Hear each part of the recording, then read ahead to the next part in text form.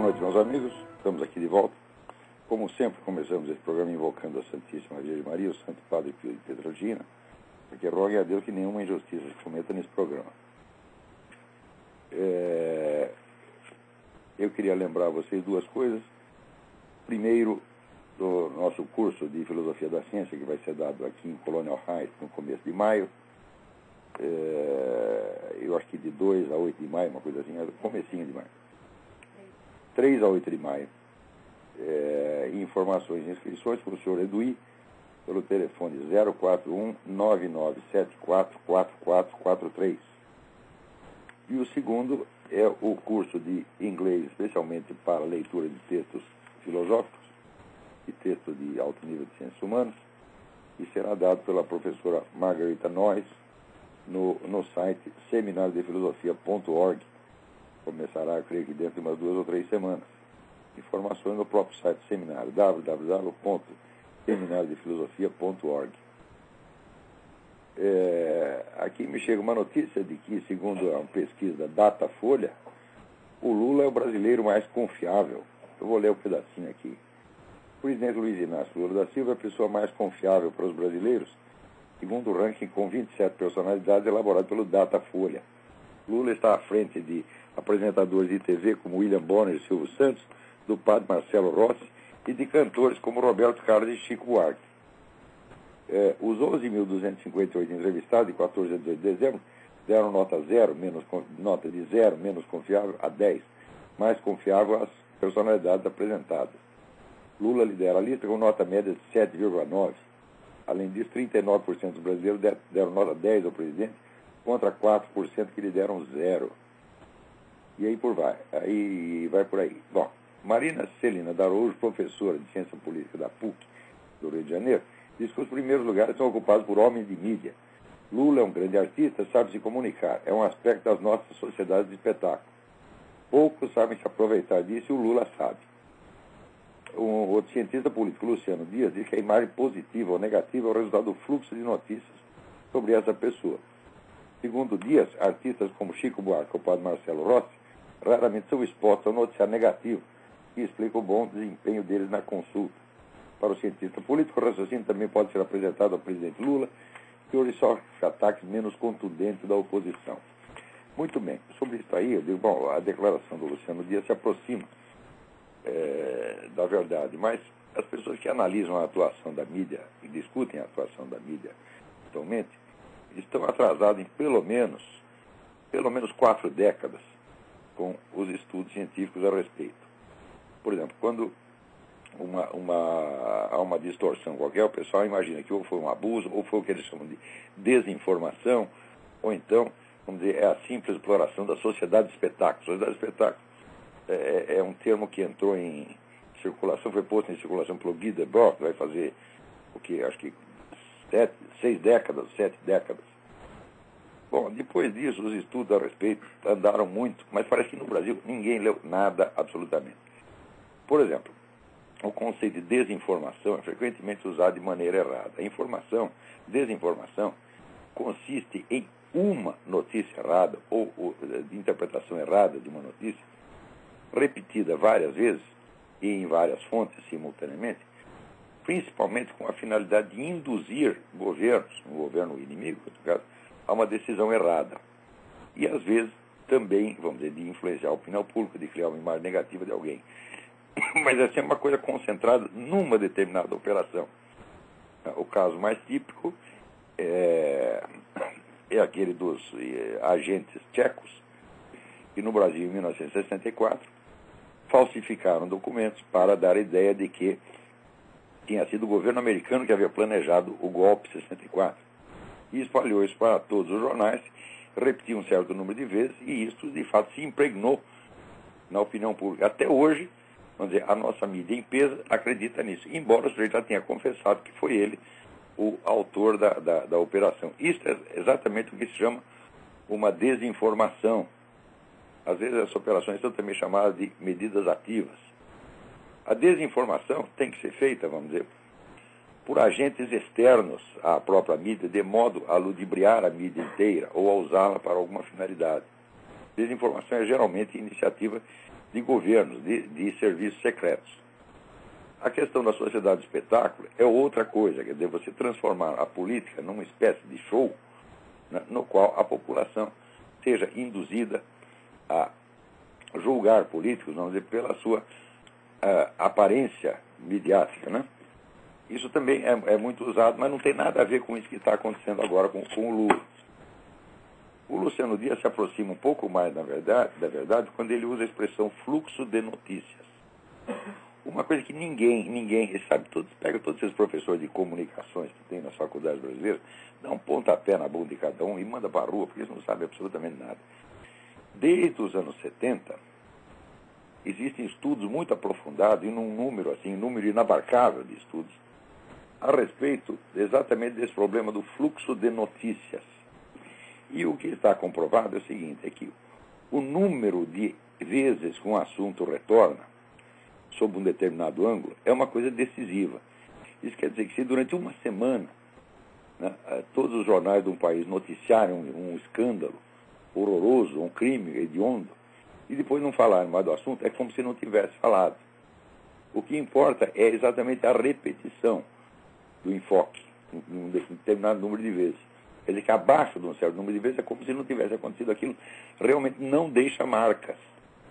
E não apenas descobriu que a coisa funciona assim, mas eles já têm até, vamos dizer, o controle estatístico de quantas vezes você precisa repetir uma coisa para que ela se impregne na imagem de uma pessoa, ou se ou passe a constituir uma crença comum da sociedade. De modo que esta técnica ela se transformou numa máquina de alta precisão que não é usada para fins de desinformação ou de promover um político. Isso é usado para fins de controle social. Isso é importantíssimo. A mídia, em peso, no Brasil e no mundo, transformou-se num instrumento de controle social usando essas técnicas. Os camaradas que as usam, evidentemente, as conhecem. E quem as conhece? Bom, quem conhece foi quem encomendou essas pesquisas desde os anos 70, e quem as encomendou foram justamente essas grandes fundações globalistas, Ford, Rockefeller, etc., que dominam o panorama universitário aqui nos Estados Unidos. O nome dessa técnica chama-se espiral do silêncio. Esse nome já foi dado na década de 70. Eu creio que o primeiro, e saiu um monte de trabalhos acadêmicos em revistas, em 74 até sair um livro resumindo a coisa toda e dando a essa técnica o nome espiral do silêncio. De modo que é perfeitamente possível você controlar a conduta política de toda uma sociedade apenas pela espiral do silêncio. A prática da espiral do silêncio tem a vantagem de que você não precisa omitir completamente as notícias que você não quer, vamos dizer, arraigar na memória da população. É só limitar o número de vezes que se volta ao assunto. Por exemplo, eu depois de muito reclamar aí com o Otávio Frias, mandava e-mails para ele toda semana, né, ele publicou alguma coisa sobre torturas na China. Publicou uma vez. Tá certo? De modo que até hoje, a existência de tortura na China é uma coisa muito distante para a população, porque foi noticiado uma vez, duas vezes, de vez em quando se fala do assunto, mas aquilo não forma uma imagem constante. Então, essa formação de imagens constantes é uma técnica que os caras dominam perfeitamente e que estão usando maciçamente. É por isso que eu digo que a mídia, nos últimos 20, 30 anos, ela se tornou uma organização criminosa e ela tem que ser punida por isso. É preciso juntar a documentação e processar essas empresas de mídia, mas por manipulação deliberada e técnica, manipulação científica da opinião pública, não com vistas a um ou outro objetivo em particular, mas ao controle social permanente. Vocês reparem, vejam, por exemplo, se você pegar todas as notícias de corrupção do governo Lula que saíram desde o início do primeiro mandato dele, elas jamais o comprometem pessoalmente. Nunca. Quando levanta uma suspeita, é uma leve suspeita, e durante breve tempo e depois não se insiste no assunto. Quando se fala, por exemplo, do mensalão, o pessoal associa exclusivamente ao Zé Dirceu. Por outro lado, a supressão, por exemplo, quando existe uma supressão total da coisa, como no caso do Foro de São Paulo, é evidente que não se trata de uma operação política, vamos dizer, de pequena escala, Aí se trata realmente de espiral do silêncio, quer dizer, fazer sumir um determinado assunto que é, de fato, o principal. Tá certo? Ao ponto de você criar uma imagem falsa que se propaga por toda uma sociedade, não por uma fração da opinião pública. Então, isso não é desinformação, isso não é sociedade de espetáculo. Isso é espiral do silêncio. Isso é uma técnica de controle social.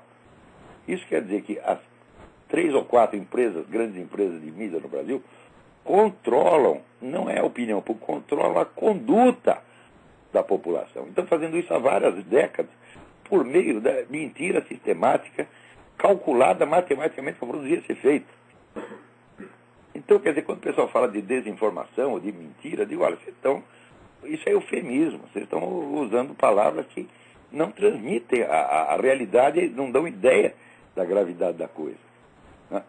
Vira, por exemplo, todas as análises do governo Lula, isso é batata, até os adversários do governo Lula caem nessa também, porque são arrastados pela espiral do silêncio. Todas elas só analisam o governo Lula do ponto de vista econômico. Hoje mesmo me mandaram aqui um artigo do Stephen Kanitz, dizendo, olha, o Lula disse que não havia nenhuma crise econômica no Brasil, e aqui se comprova que não havia, porque ele mostra lá, vamos dizer, a estatística do aumento do consumo no Brasil, aumentando enormemente desde 2002, sem interrupção. O que diminuiu foi a produção durante alguns meses. Quando se começou a falar da crise internacional, então as empresas se retraíram e não investiram, então baixou a produção. Tá certo? Mas isso foi por causa de notícias alarmistas vindo do exterior. No geral, o consumo está crescendo, o que significa que a capacidade de aquisição da população está aumentando. Mas, ora, eu não me lembro de jamais ter feito a menor crítica à política econômica do seu Lula. Se for julgar por isso aí, falo, bom, ele é claro que é um dos melhores governantes que nós já tivemos. Não tão bom, é claro, quanto o falecido Emílio Garrastazu Médici, durante cuja gestão o Brasil crescia 15% ao ano. Agora cresce 3%, e quando cresce 4%, todo mundo solta rojão. Esqueceram que no tempo do Médici crescia 15%. Por que essas mesmas pessoas que dizem que o Lula é uma maravilha, não dizem que o Médici é uma maravilha? Porque eles vão dizer, mas naquele tempo havia tortura em prisões, tinha gente morrendo, estava morrendo gente nas prisões. Sim, morreram 300 pessoas. Agora, gente, morrem 50 mil brasileiros por ano, e isso simplesmente não é levado em conta no julgamento do governo Lula. Por quê? Se for levar isso em conta, vai ter que escavar e vai ter que aparecer, vamos dizer, o acordo assinado entre o Lula e as Farc, tá certo? No quadro do Foro de São Paulo, e daí ficará provado que esse governo Lula é um governo assassino que está deixando os parceiros dele, Farc e os parceiros da Farc, Comando Vermelho, PCC, etc., agir à vontade e matar quem eles quiserem. Então, se você acha um crescimento de 3% ao ano vale a morte de 50 mil brasileiros, então você subscreve o artigo do Kanitz, o governo brasileiro é uma maravilha. Então, eu continuo daqui a pouco, tem alguém na linha aí. Alô, quem é? Alô? Alô. Quem está na linha? Aqui é Roberto de São Paulo. Roberto de São Paulo, tudo bem? Tudo bem, professor. Primeiramente, parabéns pelo programa. Muito obrigado. Professor, eu vou tentar ser o mais claro e breve possível. A gente sabe que toda essa empulhação da mídia mundial, toda essa manipulação, atende a interesses mais que comprovadamente desse grupo, dessa elite mundial, Rockefeller, Grupo Bilderberg, etc. E atende também aos interesses comunistas. Até que ponto o senhor acha que os comunistas são produto dessa elite, ou apenas essa empulhação, essa manipulação atende dois interesses distintos, mas que é apoiado para essa elite mundial pelo interesse maior dela? Você acha que há uma ligação direta entre, por exemplo, essa elite mundial Illuminati e os presidentes comunistas? Obrigado, professor. A sua pergunta é muito boa. Então, em primeiro lugar, vamos dizer, o comunismo como proposta econômica não existe. Vamos dizer, uma economia totalmente dirigida pelo Estado é uma impossibilidade pura e simples, todo mundo sabe disso há muito tempo.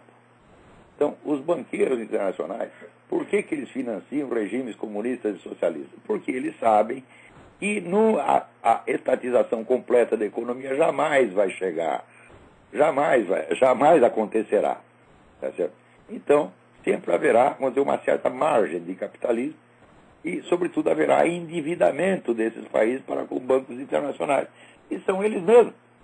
Tá certo? Então, é claro que essa gente tem o máximo interesse em fomentar o comunismo. Porque o comunismo, enquanto regime econômico, é um inimigo que não existe e que eles não precisam temer. Tá certo? E o comunismo, enquanto, vamos dizer, autoridade política centralizadora, tá certo? Demole cada vez mais, destrói as economias nacionais e as torna dependentes. Então, para eles, isso é uma maravilha. Quer dizer, qualquer sujeito que acredita em socialismo é um imbecil, claro. Todos são idiotas úteis. Onde até Stalin, nesse sentido, era idiota útil. Né? A economia soviética, entre as duas guerras, ela só sobreviveu graças a dinheiro americano. A indústria soviética não existia. Ela passou a existir repentinamente às portas da guerra, quando os americanos encheram aquilo de dinheiro, tá certo? Para criar a indústria de armas, para poder se defender do Hitler que tinha invadido, né, a União Soviética. Coisa que o Stalin jamais suspeitou, porque ele era aliado do Hitler. Ele estava ajudando o Hitler a reconstruir o seu exército. De repente, Hitler resolveu morder a mão que o alimentava. Vai fazer acordo com o maluco, ele que dá. Então, daí os americanos correram para socorrer aquilo. Se você leia o livro do Anthony Sutton, The Best Enemy Money Can Buy, o melhor inimigo que o dinheiro pode comprar. É a história de como os banqueiros, sobretudo americanos, fizeram a Rússia. Tá certo? Eles podem dar dinheiro para comunista o quanto queiram, porque o comunismo não oferece para eles o mais mínimo risco. Nunca ofereceu nem oferecerá. Eles são os donos do comunismo, meu Deus do céu. A única coisa que deu um pouquinho errado é que é o seguinte, os banqueiros aqui, Schiff e outros, eles preferiam ter apostado em Trotsky, porque Trotsky ia fazer a Revolução Mundial. E daí veio o Stalin e ele fez o negócio do socialismo num só país, eles não gostaram muito. Mas agora, meu filho, Trotsky saiu do túmulo. E os banqueiros estão todos soltando foguete, que é o que eles sempre quiseram. Vai ter um governo mundial, naturalmente de ordem socialista, e onde é socialista é monopolista. Não sendo possível extinguir o capitalismo, sendo absolutamente impossível extinguir o capitalismo, o que há que quando você implanta o socialismo, você está implantando um capitalismo monopolista. E de quem será o monopólio? Ora, raios, de quem o implantou, isso é dele mesmo. Ele precisa ser muito trouxa para não ver essas coisas. E estão acontecendo na nossa cara há mais de 100 anos. Então, o socialismo é uma empulhação inventada por uma elite, a elite mais louca, mais psicótica e mais ambiciosa que já teve no mundo. Os caras estão inventando uma civilização, eles estão com ideias de gazeta de garoto em 14 anos. Mas eles têm dinheiro, então eles contratam um monte de intelectuais e de cientistas para legitimar e operacionar o negócio. Quando dá tudo errado, não tem importância. Não tem a mais mínima importância. Eles, vamos dizer, o gerenciamento de danos faz com que o prejuízo de todo mundo se torne lucro para eles de novo. Eles estão vivendo da desgraça humana, vai fazer quase um século, pô. Agora, veja, a classe média, sobretudo a pequena burguesia, ela acredita que existe um treco chamado normalidade, quer dizer, existe um mundo estável, né? Um mundo de normalidade, onde tudo se resolve por eleições ou por negociações, que é o que eles fazem na cabeça deles. Isso aí existe, vamos dizer, em 5% do território, do espaço terrestre. O resto é como sempre foi, é violência, exploração, é roubo, etc. Mas o burguês que está lá vivendo em Nova York, em Londres, ele acha que tudo pode ser bonitinho, como é ali. Então, quando você conta que existe uma operação dessas dimensões, ele fica aterrorizado e diz, isso é teoria da conspiração, isso não existe, isso são fantasias. Então, só é a realidade para ele aquele mundinho no qual o idiota existe. Entendeu? Informação, fato, não interessa para esses caras. Eles querem aquilo que os reconforte. Burguês precisa sempre de autoajuda. Burguês gasta todo o seu dinheiro, tá certo? Né? Pagando salatão para fazer ele se sentir bem. Você pega, por exemplo, economista. Quanto economista não ganha para dar reconforto moral a empresários? É economista, é psicólogo, é terapeuta, é personal trainer, todo mundo lá para dar reconforto, porque a burguesia é a classe mais covarde que já existiu. Dizer que a burguesia é a classe dominante, a burguesia não manda nada. Né? Você tem só o grande burguês, quando ele é também um intelectual, pelo menos pseudo-intelectual, como George Soros, aí começa a mandar. Não porque tem dinheiro, mas porque é capaz, tem cabeça para enganar os outros. Né? Dinheiro por si, quanto mais dinheiro você tem, meu filho, isso só estimula os outros a querer te roubar. Quer dizer, você tem dinheiro, ele é vítima preferencial. Né? Quem é que sai aí assaltando, sequestrando pobre? Ninguém, pô. Agora, para você ver como o globalismo progride, né, a passos de gigante, você vê aqui o Obama acabou de assinar uma ordem executiva, né, que no Brasil se chama medida provisória, só que aqui não é provisória, autorizando os agentes da Interpol a atuar no território americano com plenos poderes igual à polícia americana. Isso quer dizer, qualquer cidadão americano pode agora ser preso pela polícia estrangeira, levado para fora, e ninguém pode reclamar nada. Então isso aí é claro que é um rombo na soberania nacional. Como na Venezuela, o Hugo Chávez deu a mesmíssima autoridade aos agentes da polícia cubana. O cidadão venezuelano pode a qualquer momento ser detido por policiais cubanos, levado para Cuba, julgado em Cuba, e ninguém pode reclamar. E ao mesmo tempo, quer dizer, os progressos da sacanagem aqui estão indo muito rápido. Você lembra durante a eleição do senhor Barack Obama, houve lá uns pessoal dos Panteras Negras, Black Panther, que ficaram lá numa zona eleitoral com os porretes, não deixavam ninguém entrar? Muito bem. Aí um promotor denunciou aquilo, estava investigando o que fizeram.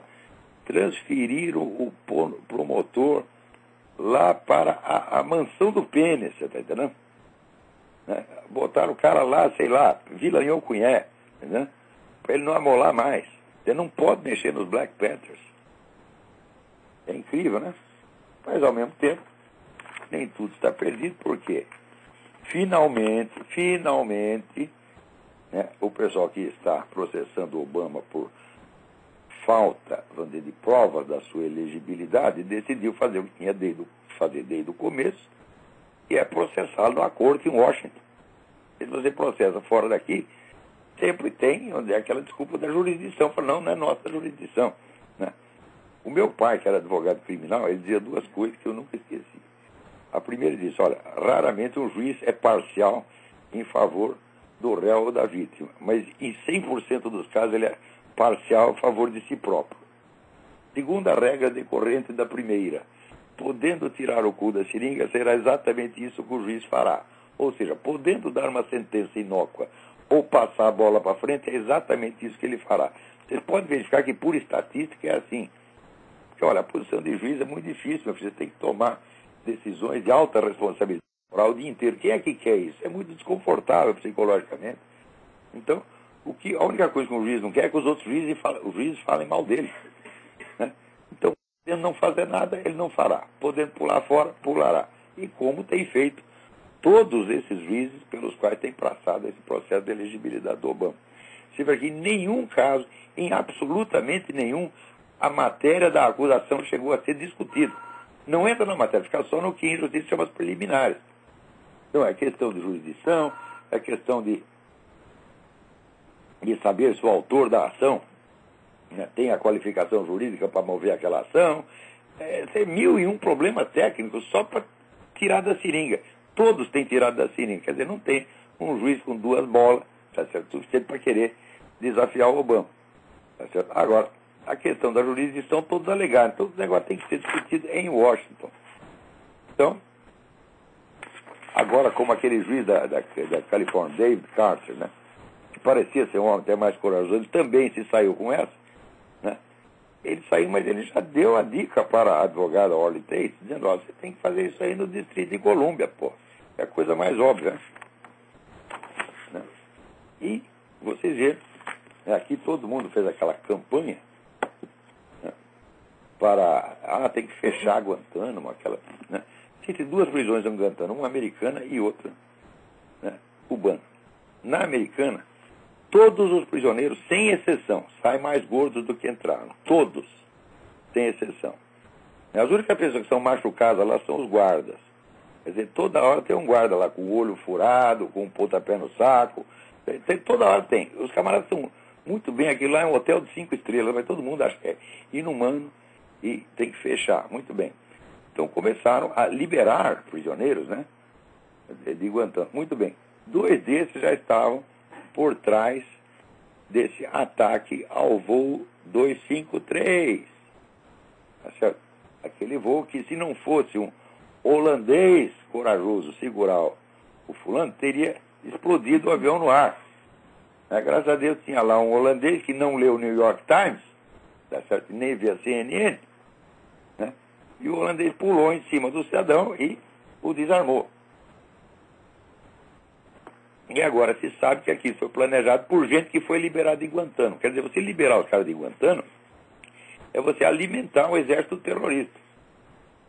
Quer dizer, fica aí, você recicla o cara. Ah, o seu terrorista está aí passando fome, está mal de saúde, manda ele aqui para Guantánamo, a gente dá um tratamento médico para ele, enche ele de proteína, né? Ele sai fortinho e revigorado, pronto para matar mais americanos.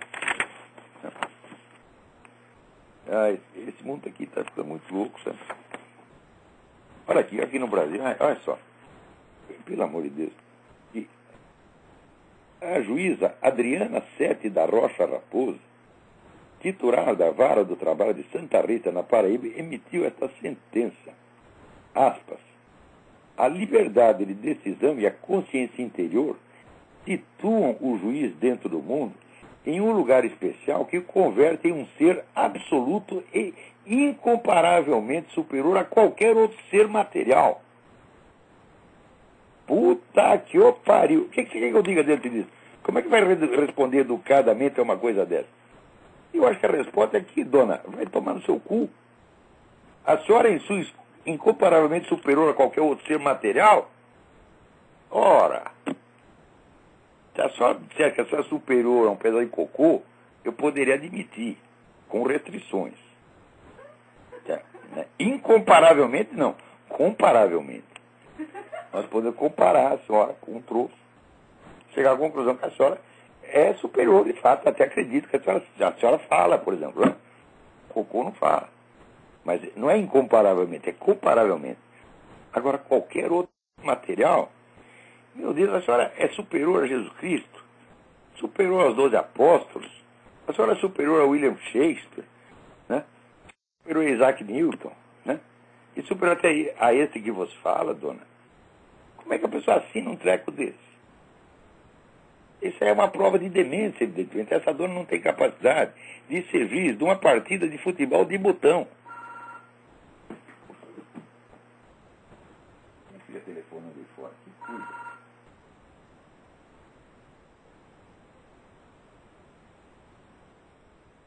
Ora, meu Deus do céu. Isso é hora de telefonar para cá. Telefona para o programa, você quer falar comigo?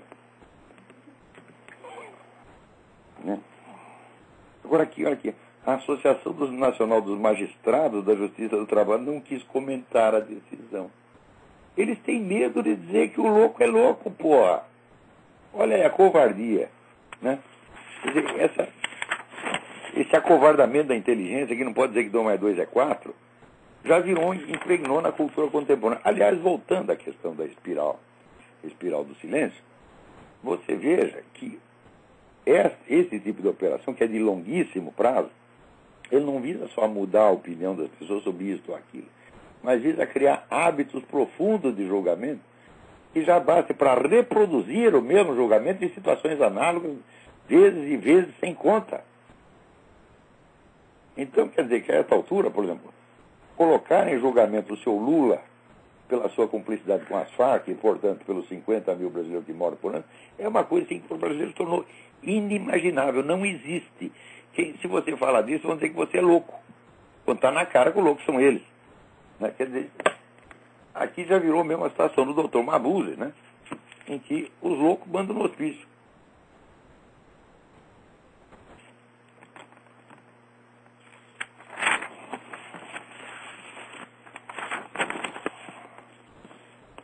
Outra coisa que também aconteceu, vocês viram, quando eles tinham inventado lá a Comissão da Verdade, né, no documento oficial que institui a Comissão da Verdade, eles usavam a expressão construção da verdade. Digo, meu saco, se é construção, não é verdade, meu filho. Se é construção é uma coisa que você inventou. A verdade pode ser apreendida, pode ser descoberta, pode ser conhecida ou pode ser desconhecida, mas construída ela não pode. O que se constrói é a história da carochinha. Mas acontece que esse termo, ele tem dois sentidos, um para o público em geral, outro para os técnicos que sabem o que ele significa. A construção da verdade significa você selecionar os trechos convenientes, suprimir os inconvenientes e construir uma história que não refletirá o que aconteceu, mas aquilo que você quer que aconteça. Isso é norma, digamos, o pragmatismo do Sr. Richard Rorke, diz isto. Nós não podemos chegar a um acordo com relação à verdade. Não há critérios da verdade. Então, o que nós temos que fazer? Nós temos é que forçar para impingir aos outros a nossa maneira de falar. Tá certo? O pessoal do desconstrucionismo também diz a mesma coisa. Não há uma verdade objetiva a ser conhecida. Nós apenas construímos textos. Nós construímos leituras. Tá certo? Então, é isso. Entre si, eles sabem que é isso que eles estão falando. Mas o povão, incluído no povão, as elites econômicas, empresário é tudo analfabeto, tudo burro, tá, incluindo empresário, incluindo oficiais das Forças Armadas, incluindo todos os trouxas desse país, tá, lê aquilo e acha que construção da verdade é apenas uma figura de linguagem, né? Não dá importância para aquilo. Então, quando, né, veio a proposta, estava na cara que se tratava realmente de construir a verdade, porque era assim, investigar metade dos crimes e sumir com a outra metade. É claro que é uma construção mesmo, desde o início. Ora, quem é que teve que defender as Forças Armadas? O ministro Nelson Jobim. Ele ameaçou se demitir. Quer dizer, até ele ficou com vergonha de uma coisa dessa. Ele que não é fluxicheiro, até ele achou que isso era exagero, que tinha passado o limite. E daí os milicos vão lá e à sombra, né, protegidos pelo ministro Nelson Jobim, eles também, os comandantes das Três Armas, pedem demissão. Mas que gente valente. Olha, estou orgulhoso de vocês, viu? Quer dizer, que protegido pelo Nelson Jobim, vocês ficam valentes. Ah, porra! O que há? Quando as Forças Armadas começam a precisar de uma liderança que não é o Nelson Jobim, é porque elas já acabaram, porra! Então, quer dizer, com lideranças militares como essa, onde é que nós vamos parar? Hã? Aí tem um telefone aí. Quem tá na linha? Alô? Alô, quem é? Professor Olavo? Eu? Oi, aqui é Rafael, de São Paulo. Tudo bem? Ah, tô bem, e você? Aqui Tudo tá tudo em paz, sim. Professor, eu tenho lido bastante Jacob Böhme, né? Nos últimos anos eu tenho me dedicado a essa leitura, inclusive a partir dos seus DVDs, da editora E, Realizações, eu passei a ter um contato inicial e depois passei a ler os livros dele, né? Então, eu tenho uma única pergunta sobre o entendimento geral da obra dele, né? Eu gostaria de saber se existe algum exame dialético possível diante de toda a obra dele que torne possível a gente observar se ele mesmo, se a obra dele mesma, ou se ele mesmo, o próprio Jacob Böhme, não é um próprio fruto diabólico. Essa é a única pergunta. Olha, eu vou responder em português, claro. Em princípio, sim. Porque o verdadeiro e o falso ali estão misturados de maneira inextricável. E essa mistura é caracteristicamente diabólica. O que não quer dizer que a obra não tenha um valor, não tenha uma importância. E que não se possa tirar proveito da sua leitura, desde que feita com discernimento. Agora, isso vai dar um trabalho miserável. O que eu estou te dizendo, vamos dizer, é o que eu percebi em princípio. Eu não fiz esse exame. Eu estou apenas dizendo que ele é possível. É possível, então. Isso aí requereria um exame empreendido por anos a fio. Eu acho que tem que fazer isso. Eu acho que um dia vai ter que separar o joio do trigo na obra do Jacob Böhme, é claro. Ah, tá. Então você acha que isso deve ser feito? Esse tipo de exame deve ser tentado, pelo menos. Deve ser feito. Deve ser feito, mas vai dar muito trabalho. E se fizer bem feitinho, vai ser uma coisa memorável. Eu acho que vale a pena. Se você está tomando isso como seu, vamos dizer, um tema da sua investigação pessoal, bom, você pode fazer um trabalho muito bonito. Tá bem. Você tá bem, professor. Do meu seminário de filosofia? Então, eu tentei me tornar aluno ano passado, mas por alguns problemas financeiros, eu perdi o emprego e não pude começar. Mas esse ano tem algumas coisas melhorando. Me escreva, as coisas... escreva pessoalmente sobre o seu problema. E como eu posso te escrever? Escreva pessoalmente. Pelo e-mail mesmo. Olavo@olavodecarvalho.org. Então eu vou te escrever mais detalhadamente sobre as coisas que eu tenho lido e aí a gente conversa melhor. Perfeito. Mas muito obrigado, viu, professor? Obrigado eu. Um abraço e um ótimo ano para você. Para você também. Tchau, tchau. Tchau. Tem mais alguém na linha, hein? É o seguinte, saiu aqui na Folha um artigo, nem sei quem assinou essa porcaria. Um artigo que eles tiraram do El País, parece.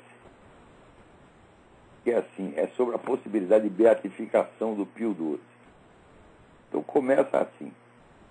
Bento XVI promove a beatificação de Pio XII, um ultraconservador a quem os judeus atribuem silêncio dos demais diante do Holocausto e de ser morno diante do terror de Hitler.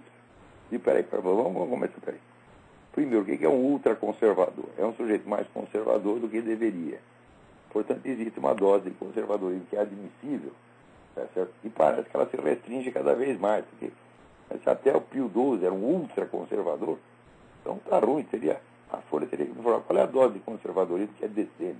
A partir de onde passamos para o ultra, não é isso?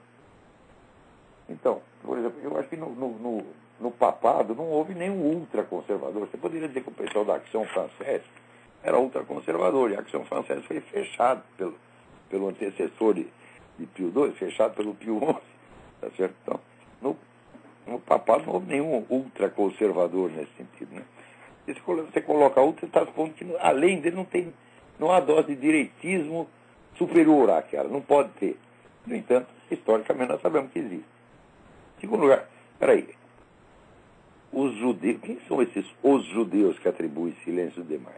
Essa história de que o Pio XII se calou diante do Holocausto foi inventada por um chamado Rolf Horschhut. É tão judeu quanto o próprio Hitler em pessoa. Aquilo é um alemão puro sangue, tá entendendo? Foi ele que inventou essa merda, tá certo?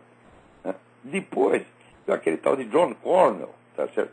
É um irlandês católico, de família católica, nunca foi judeu, e inventou, está falando essa porcaria. Como é os judeus? Então, agora, quando você fala os judeus, é a comunidade judaica diz isso. Quando você vai ver os representantes da comunidade judaica, é exatamente o contrário. Lá pelo meio da matéria, né, aparece aqui, o próprio então governante de Israel, Golda Meir, fez uma declaração pública dizendo que, olha, um dos poucos que socorreram e ajudaram os judeus naquela ocasião foi o Pio XII, enquanto todo mundo se calava. Tá certo? Depois, o rabino Daniel Dellen publicou um livro desmascarando esse mito, tá certo? E mostrando o seguinte, que o Pio XII fazia emissões de rádio praticamente diárias, denunciando essa coisa, enquanto todo mundo se calava. Tem coisas na história que ninguém sabe. Quando, né, o Hitler invadiu a Áustria, houve um governante na Europa que telefonou para todos os outros. Telefonou aqui, não só na Europa, mas telefonou aqui para o Roosevelt, né? E telefonou para o Chamberlain, para todo mundo na Europa. E agora, o que nós vamos fazer para parar esse louco? O que nós vamos fazer? Ninguém prestou a mínima atenção, ninguém fez nada. Sabe quem é esse governante que telefonou? Benito Mussolini. Benito Mussolini queria parar o Hitler. Daí, como ele viu que ninguém queria parar, estava tudo com medo, daí ele decidiu, falou, bom, já que ele está tão mais forte assim, é melhor me aliar ao cara antes que ele me pegue também. Ninguém conta esse pedaço da história. Quer dizer, foram todos culpados da ascensão de Hitler. O principal culpado foi Stalin. Tá certo? E o Tratado de Versalhes proibia que a Alemanha tivesse um exército. Então ele permitiu que a Alemanha tivesse um exército no território soviético, e dando equipamento, e dando dinheiro, e dando ajuda técnica, para a Alemanha reconstruir o seu exército. Sem isso, jamais teria havido Segunda Guerra. O Hitler não podia invadir nem a Áustria, porque não teria exército para isso. Então, quem fez isso foi Stalin. Enquanto Stalin fazia isso, os outros todos ficavam quietos. O pessoal saía contando o que o Hitler estava fazendo, ninguém nem ligava. Uns não acreditavam, dizia que era teoria da conspiração, como quando Hermann Rauschning, que foi governador eu acho que da Baviera, ele era militante nazista, saiu, se arrependeu, saiu, foi para a Inglaterra denunciar o que os caras estavam fazendo. Ninguém nem ligou. O único que ligou, Pio XII. Pio XII falava todo dia no rádio. Agora, veja esse negócio, por exemplo, essa questão do... Chamaram o Pio XII, o cara chegou a dizer que foi conhecido. Durante longos anos ele foi conhecido como o Papa de Hitler. Ele jamais foi conhecido como Papa de Hitler. Um sujeito chamado John Cornwell publicou um livro com esse título. Como foi conhecido como? Dá a impressão que todo mundo chamava assim, todo mundo acreditou no livro do John Cornwell. Quer dizer, claro que isso é uma empulhação. E esse é um caso específico de espiral do silêncio. Porque isso é uma obra de engenharia, isso é calculado para que você não omita completamente a verdade, mas você não chama a atenção para ela. Você chama a atenção para a mentira que você mesmo está desmentindo. Mas se você ler a matéria inteira, você vê que a matéria desmente o seu título e desmente a chamada. A matéria mostra que, ao contrário, Pio XII foi realmente um dos poucos que fizeram alguma coisa, o único, na verdade, que fez alguma coisa para defender os judeus já antes da guerra. Salvou no mínimo que se calcula, no mínimo 800 mil judeus. Quer dizer, num total de mortos de 6 milhões, se o cara conseguiu salvar 800 mil, você imagina o que os outros governantes poderiam ter feito se quisessem. Inclusive Stalin. Agora, quando o judeu fugia para a União Soviética, né, correndo do nazismo, o que o Stalin fazia? Devolvia. Então, peraí, tem alguém na linha aí, vamos lá. Alô, quem é? Alô? Alô, Lavo? Eu? Ô, Lavo, Eduardo. Eduardo, tudo bem? Tudo bom. Daqui 15 dias vai ficar melhor ainda. Ótimo. Olavo, falando nessa história de ocultação da verdade e acusar os outros dos crimes que você cometeu, que é o que acabam fazendo com o Papa Pio XII, você já leu um livro que chama Liberal Fascism? É do Jonah Goldberg. Ah, o Jonah Goldberg é excelente, esse camarada é excelente. Eu sempre li as colunas dele, agora faz tempo que eu não li, que eu não leio, esqueci. Não sei porquê. Perdi a pista dele, mas ele já fez artigos excelentes. Eu não li esse livro, mas eu sei que muito do que está ali ele já tinha dito em artigo. Você vê que a origem do fascismo, o fascismo italiano é uma dissidência do Partido Socialista, porra. É isso mesmo que ele mostra, ele faz uma genealogia epistemológica, por assim dizer, e aí ele acaba provando, por A mais B, que as ideologias elas são convergentes e não divergentes. Ao contrário do que prega os atuais... Na década de 30, todo mundo usava a expressão socialismo fascista. Você tinha duas propostas socialistas. Tinha o socialismo internacional e tinha o socialismo nacionalista. Tinha o socialismo internacionalista, porque Stalin, mesmo com a proposta dele de socialismo num só país, ele era um internacionalista. E tinha o socialismo nacionalista, xenófobo, socialismo nacionalista tipo Mussolini, Hitler, etc. Mas que é um socialismo, todo mundo sempre disse que é, não havia a menor dúvida. Agora, ex post facto, depois que tudo passou, você apaga as pistas. E inventa teorias absurdas de que o socialismo era, vamos dizer, o último estágio do capitalismo, né? Pois é. Aí você fala isso hoje numa universidade e as pessoas querem te bater. Mas é claro que querem te bater. Mas a universidade, bicho, só forma isso aí, forma histérico, forma agressor, forma louco. Aquilo é fábrica de maluco, pô. Maluco analfabeto. Então tá bom, Olavo, até dia 18. Tá bom, boa viagem. Agora, Aqui alguém me pergunta, quem foi que perguntou? Flávio Dornelles. Li um tópico sobre o encontro evoliano na minha comunidade no Orkut, né? Onde muitos elogiam a Évola, inclusive dando como argumento o senhor citar um livro dele como sendo os que fizeram na minha cabeça. Meu Deus do céu, um momento, vamos por partes. Eu coloquei ali livros que fizeram na minha cabeça, que não quer dizer que eu concordo com todos aqueles livros. Só você ver a diversidade de caracteres ali, você vê que não é questão de concordar e seguir. Vamos falar, claro, a questão do Júlio César. O Júlio César, por um lado, era um homem de um gênio fora do comum. Como escritor e como artista, foi um grande pintor, dos líderes do movimento dadaísta, né? E, como estudioso do esoterismo, o homem é de uma erudição absolutamente fantástica. Tem coisas nos livros dele que você não encontra em mais lugar nenhum. Né? O livro dele, A Tradição Hermética, é até hoje um dos melhores livros que escreveram a respeito. Não obstante, que o Évola era maluco, era. O ódio que ele tinha ao cristianismo era uma coisa de louco. A ideia de restaurar a religião greco-romana é coisa para também, coisa que nem se responde, é para dar um pontapé na bunda, tá entendendo? Mas, ainda assim, nós temos que respeitar essa obra, no mínimo, pelo grande trabalho que esse sujeito fez de puxar dados do fundo da história e tornar de novo compreensível um modo de raciocínio alquímico que as pessoas também não entendiam. Né? Eles já tinham perdido. Nesse sentido, o que ele escreveu a respeito é muito mais importante do que as coisas que Jung escreveu sobre a alquimia, mas incomparavelmente mais. Para você encontrar algo que se compare depois do Évola, só o livro da alquimia do Titus Burckhardt, que saiu 30 ou 40 anos depois, que é um livro maravilhoso. Também não quer dizer que eu concordo com o Burckhardt. Burckhardt é um cara adepto do sufismo e, no fim das contas, do Império Islâmico Universal. Né? Então, agora no Brasil é o seguinte, o brasileiro não sabe admirar as coisas, tá entendendo? O brasileiro tem vergonha de admirar. Para ele admirar um sujeito, ou ele deifica o camarada e começa a ver méritos que o sujeito não tem, mas ele tem até um ditado árabe que diz, olha, se as pessoas te elogiam por qualidade que você não tem, elas acabam te criticando por defeito que você também não tem. Eu sei que isso acontece. Para mim, quantas vezes não aconteceu?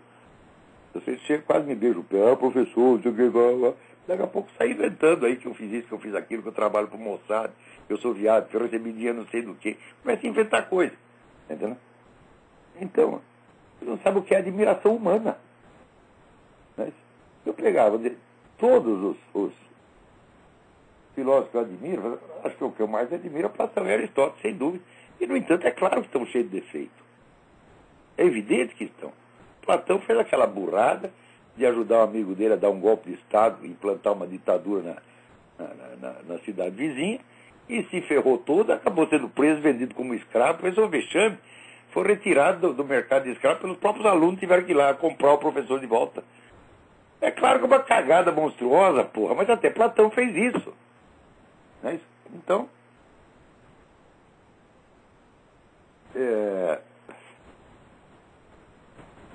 eles confundem admiração humana com devoção, culto divino. É louco, são loucos. Absolutamente loucos.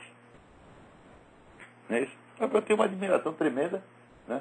O romancista alemão Thomas Mann, grande escritor, releio sempre os livros dele.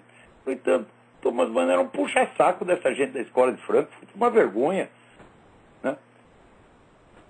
O filósofo marxista Georg Lukács, o Georg Lukács é um marxista mais inteligente que Marx. A obra dele, a estética de Lukács, é uma coisa para você tirar o chapéu.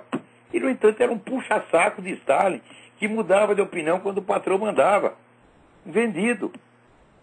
Né? Peraí, tem mais alguém na linha aí. Vamos lá.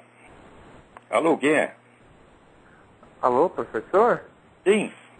Alex, tudo bem, professor? Oi, Alex, tudo bem? Comigo tudo bem. Primeiramente, feliz ano novo, professor. Com você também. Professor, eu estou tentando falar com o senhor há alguns dias. Eu mandei alguns e-mails, mas eles acabaram voltando. Sua caixa estava... Minha caixa está em top. Eu estou recebendo 700 e-mails por dia. Não é que eu não consigo ler os e-mails, eu não consigo ler a lista, porra.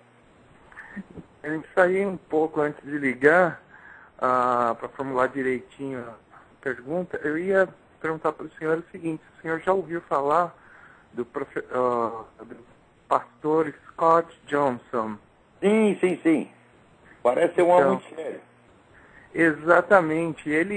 Eu ouço direto os programas dele, e ele é um homem assim com umas fontes ótimas, e ele anda coletando material ultimamente muito sobre a nova ordem mundial e o Obama, e algumas coisas que ele andou coletando no último programa, eu tentei passar para o senhor, era muito interessante até, sobre o censo que o Obama estava fazendo, mirando os donos de pessoas que têm armas, somente as pessoas que têm armas, e o plano do Obama nos próximos 4 meses. Tem criminalidade alta onde as armas são proibidas ou restritas.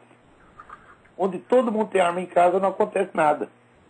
Aqui no interior da Virgínia, todo mundo tem arma. Acontece 2 crimes por ano. Agora, em Washington, na cidade de Washington, onde foi proibido durante 10 anos, era o mais alto índice de criminalidade do país. Agora tiraram, agora permitiram as armas de novo, certamente vai baixar. Isso é uma empulhação. E o que eu estou falando, esses caras desarmamentistas, todos eles sabem disso. Não adianta discutir com eles a eficácia do... Porque eles não querem eficácia, eles querem o contrário. Isso é um simples instrumento de controle social. Não de controle social do banditismo. O banditismo interessa para essa gente.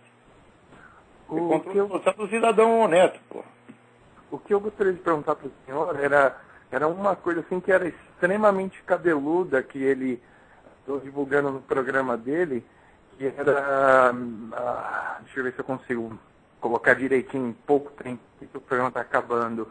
Ele colocou que o Obama, esse ano, ele vai fazer algumas medidas drásticas e já está em execução. Eu vou tentar passar novamente um e-mail para o senhor do último programa dele, que ele cita alguns fatos muito longos. Ele cita que uns carregamentos de grãos, todos mandados para a China, estão fazendo esse censo de armas para mirar as pessoas mesmo, para tomar as armas daqui a alguns meses, né? E... eu não lembro qual é a última coisa. Eu não tenho dúvida que o Obama está tramando isso. O que eu duvido é que a população aceite isso. Então, porque aqui metade dos americanos tem armas.